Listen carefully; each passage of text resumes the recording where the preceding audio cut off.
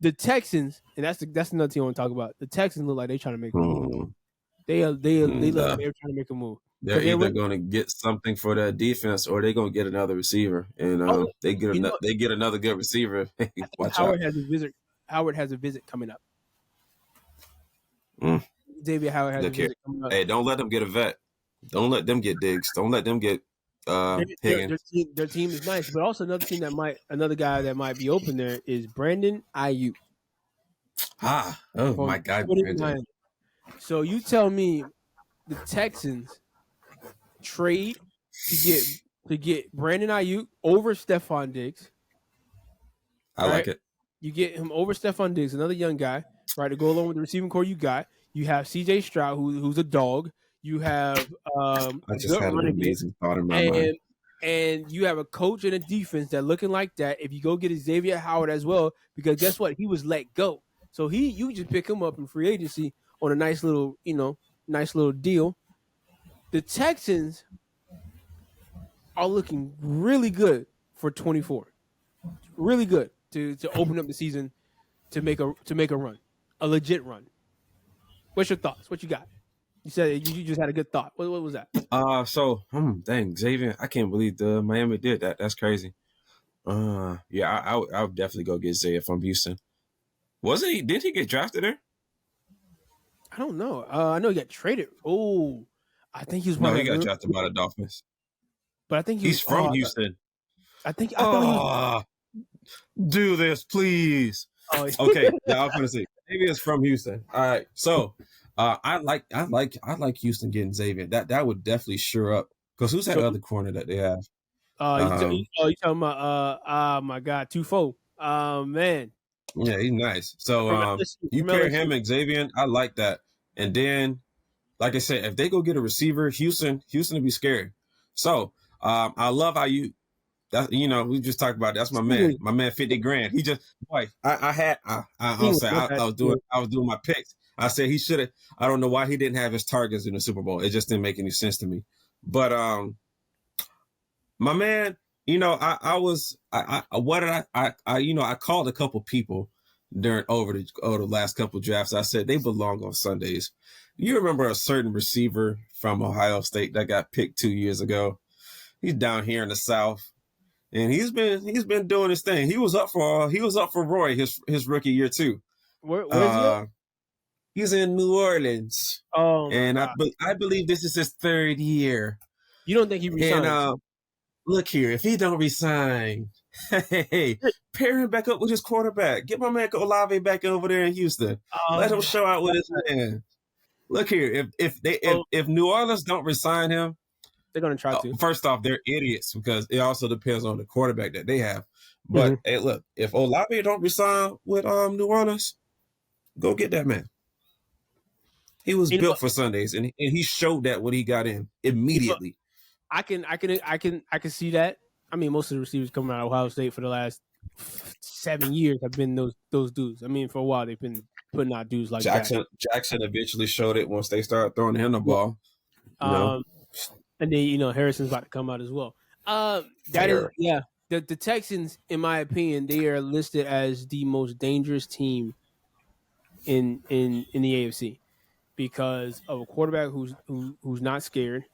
You have an offense that's looking like they're ready, and you have a defensive-minded coach, which is something that's different now. Yeah, that's different in an era where they want to hire offensive-minded. Yeah, no, that's how my team's built. So you have a defensive-minded coach.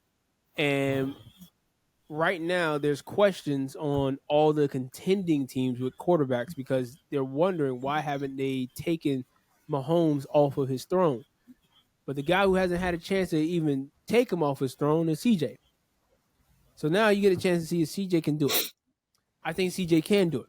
I think CJ will do it because he has a different level of I want to match whoever I'm playing against, and I want to. He does. So we saw what he did against Georgia in college in that national championship game, which we thought they should have won. But this also goes back to Ohio State's defense not being like what it used to be. CJ's a dog, but we do have this thing where you have to see what year 2 looks like because again, we all understand that quarterbacks who do good in year 1 tend to not do so well year 2. So the sophomore But slump. also, they win, so they got a harder schedule this year too. Yeah. So, yeah.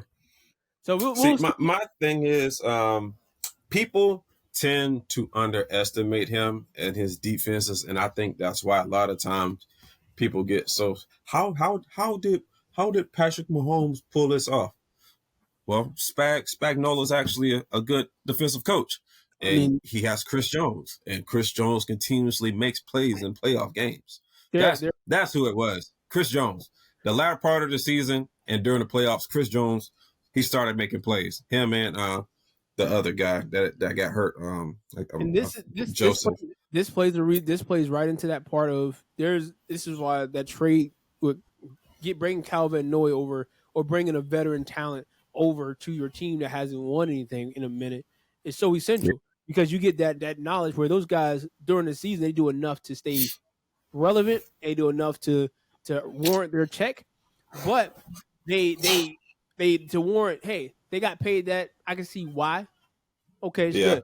But once they get in the playoffs, it's like, oh yeah, that check ain't big enough because they I ain't gonna hold you. I like your Xavier Howard take even more now because Xavier has played against Patrick and more so he's played 10 games against Josh Allen, and so he is well aware how to take care of talented quarterbacks. And they have the secondary for the Texans look good. Again, you have Derek Stingley. Oh, Stingley.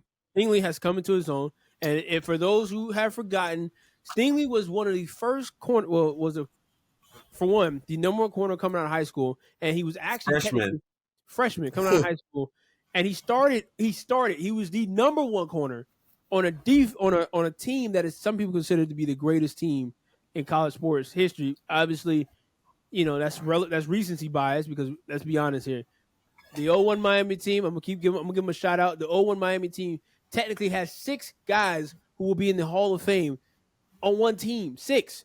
And the one guy they said college team, not NFL team, college team. Oh, I mean college team. I mean let's put it this way: your backup is Sean Taylor, who they thought was going to be a running back, but that's here. They didn't say. I'm not talking about. They didn't say backup. They just said. Yeah, you're right. Rules are different. At the end of the day, if dang, I think I almost forgot my thought. I always forgot. If everything goes smoothly for Houston, and if they make a couple moves, just like you said, they are very dangerous, especially with CJ. It doesn't seem like he's not going anywhere. Just to be frank, it seems like he is who he is. So if they pull it together real nice, and DeMarco does what he does, they should be just fine, and they should be up at the top, vouching for a playoff spot in Super Bowl. But like you said, we just got to see it because second-year slumps definitely happen. So there's a potential move that the Texans could look into as well. Another potential move they could look into. We're looking at Evans here in good old Tampa. Would he take an interest in going back to Texas?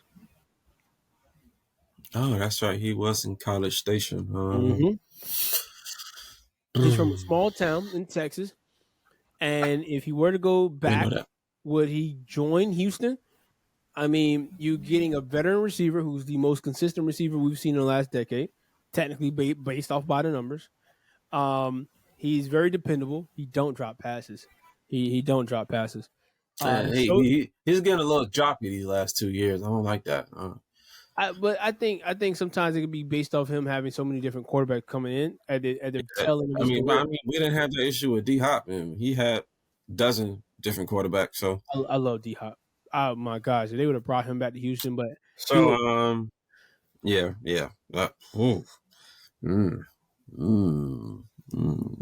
You putting out some trades today, bro. I'm just saying those are options.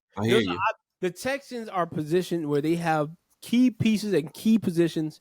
They have a good O-line. They have a good quarterback. They have a good receiver, young receiver. You go get Brandon Ayuk, or you go get Mike Evans, or your last option you go get Stephon Diggs. You have a solid secondary. You got Derek Stingley. You add a few more pieces on the defensive side. You have yourself a contender waiting for an opportunity. And a team like that built real quickly, if they can do it correctly, again, you can see them Final Four, one of the Final Four teams vying for the Super Bowl.